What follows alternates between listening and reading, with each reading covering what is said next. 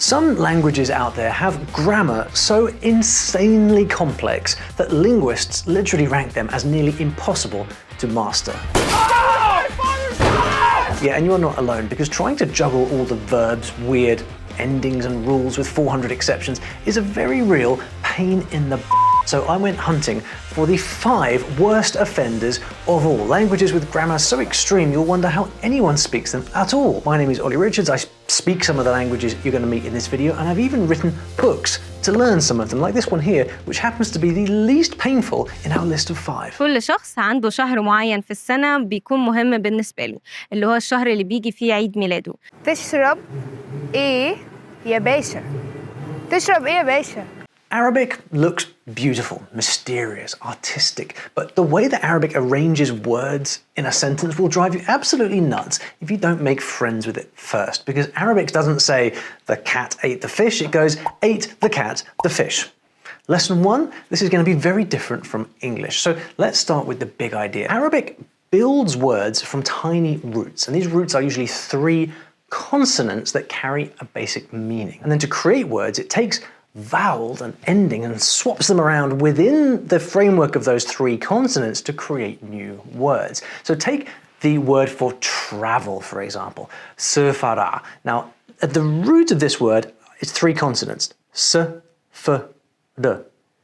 But from there we can add in different vowel sounds, safara, and that gets us from the root to the word itself. And then from that root we can get different words. We can get journey, travel, traveler, departure, same 3 letters, endless word family. It's genius, until that is you try reading it full speed in Arabic script and get no help whatsoever. Anyway, let's say that you want to practice your plurals. So in English you mostly just add an S, song, songs, desert, deserts, heart, hearts. But Arabic has a thing called a broken plural, where you don't add an ending, you change the inside of the word instead. 90% of our masculine nouns have irregular plural, which means we don't have a rule to follow, and we're gonna commit suicide. No! Bait, fa'ala, and it became buyut. So what did we do? We added, before the last letter, which is the ta, we added an u, and we changed the short vowels. So instead of ba, it's bu, buyut. And there's no reliable pattern, you just have to know each one. And while we are on plurals, Arabic even has a special kind that's only for 2 of something, not 1, not many, just exactly 2 things. And then your adjectives have to match that 2-thing plural perfectly. So 2 blue books literally becomes books 2 blue 2. But 3 blue books, no. Different structure, totally different ending. Why? Because Arabic. Then come the dreamy sounding sun and moon letters. But are they really dreamy? Well, most Arabic nouns start with a little the at the beginning. Al. And al means the. And as long as the next sound is a moon letter, all is well. Al-ma, the water. Al-kalb, the dog. But if the next sound is a sun letter, well, the L from al disappears completely. Ash-shams, the sun. Al-thalith, the third. Just when you think you've got it, Arabic throws noun cases and verb moods right in your face. Tiny changes at the ends of words that show who's doing what. And even moods like, this didn't happen, or don't you dare do this. Oh, and it also really doesn't help that the way you write Arabic is completely different from the way that you speak it. Oh, it's difficult. احترام. احترام. What? احترام. احترام. صحة. So you learn modern standard Arabic for reading and writing. This is the kind of the formal version of Arabic. For example, that's how the stories in my book of Arabic short stories are written, using modern standard Arabic. But then in real life, when you're speaking with your friends or your family, you use your local dialect, not modern standard. So surprise, surprise, you are learning 2 languages at once. Some dialects are pretty chill, but Maghrebi Arabic, well, those guys barely pronounce their vowels at all. You should just learn Egyptian Arabic like I did. It's super fun and the most easily intelligible across the Arab world. Fun fact, the word safari comes from Arabic. Remember the safari?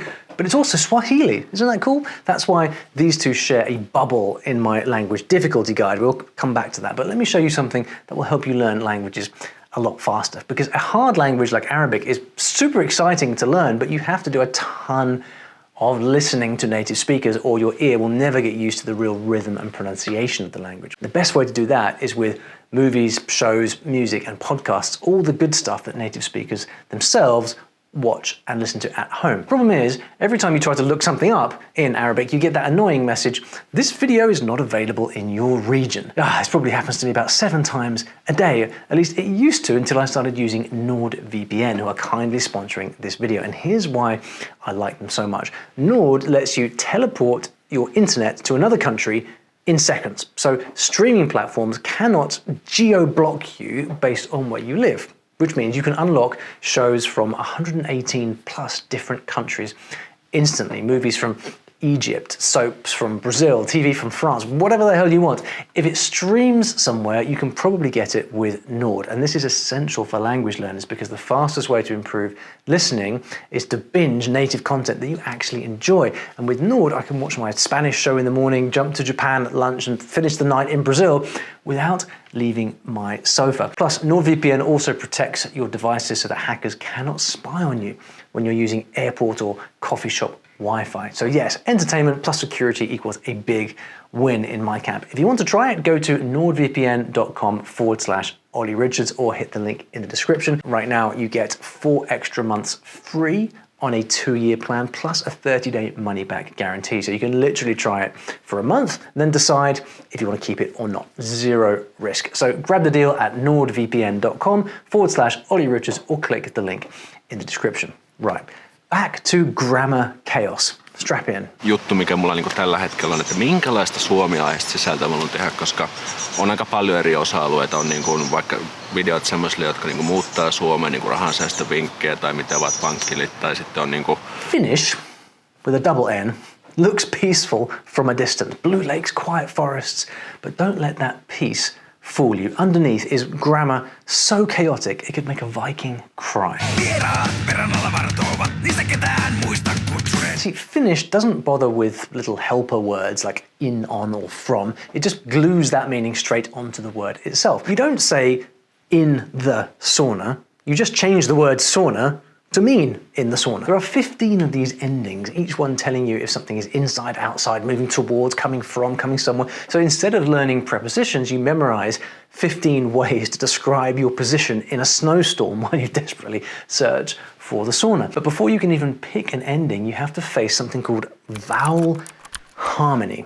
Sounds nice, right? One of the prettiest but most merciless rules on earth. You see, every vowel in a word has to agree with the other vowels. It's all about which part of your mouth you say them with, front or back. Front vowels have to stick with front vowels, back with back, and they can't coexist ever. It's like singing in tune, but for speaking. And if English worked like that, we'd have to rebuild half the dictionary. Then comes something called consonant gradation, a delightful rule where letters in the middle of a word change or disappear depending on what ending you stick on. You add a suffix to a word and suddenly K might vanish or T might turn into D. The poor word barely recognizes itself in the mirror. And now for the big one, the partitive case. Ever heard of that? If you ask me, this single rule truly takes the biscuit. Let's say you drank some flavored vodka. Don't look at me, I didn't invent it. If you say, I drank the vodka, glass empty, your verb gets one ending. But if you say, I drank some vodka because you only had a sip, you need a different ending, right? I mean, what? Finnish grammar literally tracks how empty your glass is, and it doesn't stop there. Finnish verbs can have over 200 possible endings, and words can fuse together endlessly until you summon monsters like this. How do you even start to say these words? You start with the first letter, and then you go through the word and then end when the word finishes. By the way, did I mention this list is going from easiest to hardest? Oh, good. And if you ever want to say the wolves are in the forest headbanging to heavy metal, well, Finns will love it, but brace yourself. Every single word changes shape. First, wolves are forest in heads there banging heavy metal too. Yeah, I kind of want to join them actually. Maybe once I finish that vodka. Sziasztok! Ez itt az Easy Hungarian. Egy budapesti mozi környékén kérdezzük az utcaemberét arról, hogyha egy híres filmben eljátszhatnának egy szerepet, akkor melyik lenne az? Sziasztok, Anita vagyok, és az Easy Hungarian nézitek. A mai kérdésünk pedig az, mi tesz téged boldoggá? Word order in a language is a bit like driving a car. You'd better know which side of the road to use, which is obviously the left-hand side, right? But Hungarian is a rebel that way. You can say things in almost any order you like, and you won't crash. I told her the story. To her, I told the story.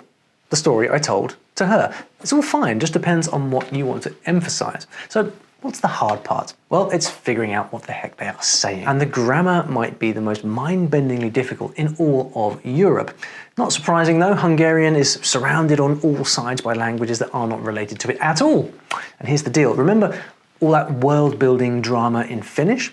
Hungarian takes that rule and cranks it up all the way to 11. Egészségedre, egészségetekre. Oh wow, I don't know what the second version is. I think maybe that's like polite. Do it again. Egészségedre, egészségetekre. It just keeps gluing extra meaning onto a word until you're not even reading anymore, you're decoding. Okay, no one's going to say that convoluted word, but here's a real killer one. In my camera repair workshop. Now in Hungarian, that's one single word. In my camera repair workshop. Not a phrase, a word.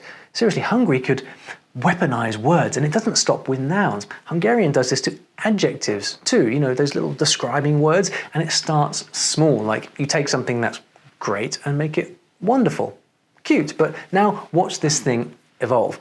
More wonderful, the most wonderful, and let's see, for the most wonderful ones. This is all still one word, and it's all because Hungarian sticks way more barnacles on the ship than Finnish does. Check out these case endings. Most languages get by with a handful, but Hungarian, it has a small army. Some say 18 cases, others say 35, and they're kind of both right. Linguists, as usual, literally cannot agree on how many, but that's only the warm-up. Even Hungarian verbs come in two versions. One for when you're talking about something specific, and another when you're not.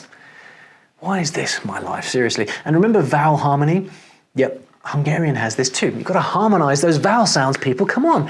But they are known for their sweet music skills, so I'll accept it. You're probably thinking to yourself, these languages are quite literally insane. Well, yeah, they are. But the funny thing is, on my story learning language difficulty guide, these languages are not even the hardest ones overall. That honor will go to Japanese and Mandarin. But for pure grammar pain, these languages are savage. And this is exactly why so many people get stuck.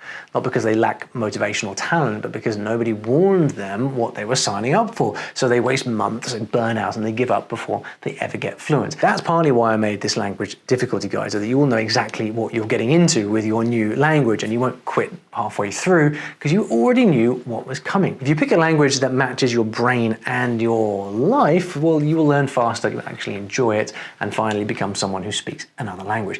This difficulty guide is completely free. You can scan the QR code on the screen or grab it in the description below. It just takes a few seconds and you will know exactly which languages will give you that head start based on the languages that you already know. It's kind of pretty cool, like a spider's web.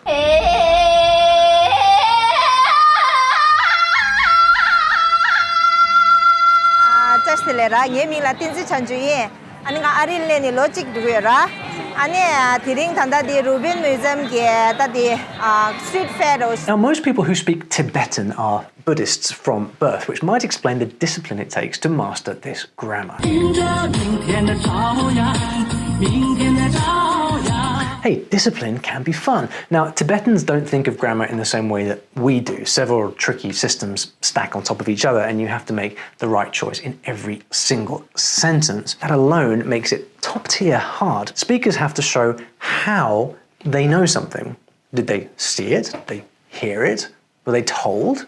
This evidence rule is huge. Everything you say has to include the source of knowledge, or it's incomplete, maybe even dishonest. I mean, there are 4 different ways just to say is, depending on what you know and how you know it. And you can't just guess, or you will sound like you're lying. Now, add another rule, bear with me, volitional versus non-volitional verbs. I mean, what? Basically, all Tibetan verbs go in 2 boxes. Things you choose to do, like climb or speak, and then things that happen to you, like fall.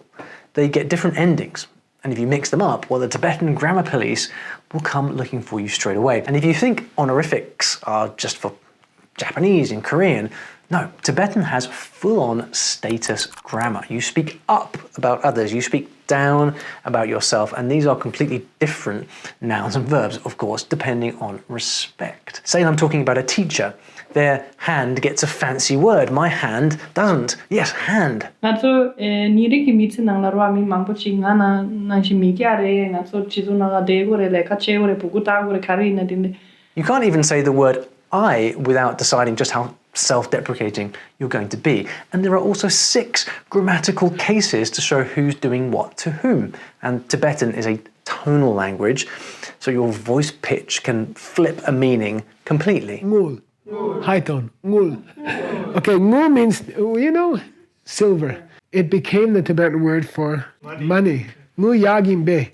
Will you loan me some bucks, man? And thank goodness this video is not about writing, because Tibetan writing froze about 1,000 years ago and no longer matches how people speak today. But that's nothing, because the boss level language coming next is going to melt your logic chip completely.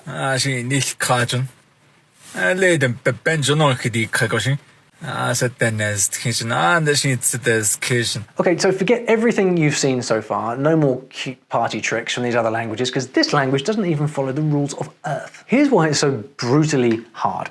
Navajo is polysynthetic, meaning it glues lots of meaning into one word. But this is not like Hungarian. Oh no, this is story in a word level grammar. There is a Navajo word that means to get yourself in trouble. One word for the whole idea of causing your own mess. But that's nothing. This verb means something like, I was carefully carrying a round thing back up towards the house. Navajo lets you cram an entire story in. Who did something, to what, how, where, when, in what direction, how many times, what their intention was, and even what shape the object was. But here's the crazy part. Some Navajo words don't even make sense unless you already know the context, because so much is packed inside them that meaning is tied to the exact situation. Now, did you hear me drop the word shape back there? Oh yes, we are going in, because in Navajo you cannot just say, give me that thing. That's illegal grammar. The language forces you to say what shape the thing is, because shape actually changes the verb. There are around 11 shape categories. One for giving a long thing, one for a round thing, one for a bendy thing, one for a living thing, and they are hilariously specific. There's even one for gooey stuff. That's why give me that watermelon is not the same as give me that baby. And yes, you still have to conjugate those verbs, don't forget that bit. And just when you think your brain can't handle more, here come the handling verbs, because Navajo also cares how something moves. One verb if you hand something over gently, another if you toss it, another if it's flying through the air. Your brain will need a helmet for this language.